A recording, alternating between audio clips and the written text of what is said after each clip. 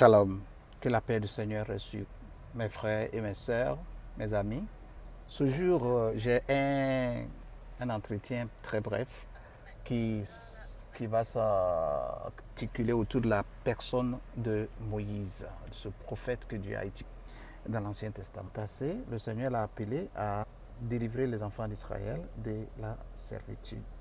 La vie de Moïse est l'une des clés les plus importantes pour comprendre la manière dont Dieu nous appelle et de la manière dont il nous prépare avant qu'il ne nous utilise. Qu'est-ce qui s'est passé? Moïse a fait sortir les enfants d'Israël de la servitude, c'est vrai, mais la question qu'on ne se pose pas, c'est qu'est-ce qui s'est passé avant sa vie, avant qu'il ne vienne avec son frère Aaron devant Pharaon pour faire sortir les enfants d'Israël de l'Égypte. D'abord, on se rappelle que si vous me suivez sur les rives du Nil, vous allez voir cet enfant dans une corbeille et qu'on a caché parce qu'il y a une mort certaine qui planait sur sa tête. Et des eaux, il avait été retiré, d'où son nom Moshe, dans la ville qui s'appelle Memphis, la capitale de l'Égypte à l'époque des pharaons. La fille de la personne même qui cherchait à le tuer l'adopte et grandit dans la maison de Pharaon. Il apprend la science des Égyptiens, mais l'esprit de l'hébreu en lui n'avait pas été écrasé. Un jour, il commet un forfait, un crime qui l'oblige à sortir de l'Égypte, aller au désert. Là-bas, il se marie, il devient berger, et pendant 40 ans, l'Éternel le prépare. Il ne savait pas qu'il était en préparation. Il ne savait pas qu'il était dans une école de formation pour le travail, la mission que Dieu devait lui donner. Je voudrais dire, entre parenthèses, que sa fuite de l'Égypte s'était produite quand il passe 40 ans en préparation au pied du mont Sinaï. Là-bas, il rencontre Dieu et Dieu lui donne cette grande mission. Avec son frère Aaron, il se présente devant Pharaon et finalement laisse partir les enfants. Les enfants d'Israël devaient traverser le désert pour aller dans la terre promise en quelques jours seulement. Mais ironie du sort, ils passent aussi 40 ans au même endroit où Moïse est allé passer 40 ans de préparation. Est-ce qu'il s'agit ici d'une coïncidence? Non. La leçon qu'on doit retirer, on doit tirer de la vie de Moïse est que la vie de Moïse suivait un modèle. En anglais, on appelle ça pattern. Et ce modèle-là se répétait, de sorte que rien ne se faisait au hasard dans la vie de ce prophète. Mais est-ce que c'est une affaire de Moïse seulement? Non. Ce n'est pas une affaire de Moïse seulement, parce que chacun d'entre nous suivons ce modèle-là. Notre vie suit un certain modèle, qu'on le sache ou pas.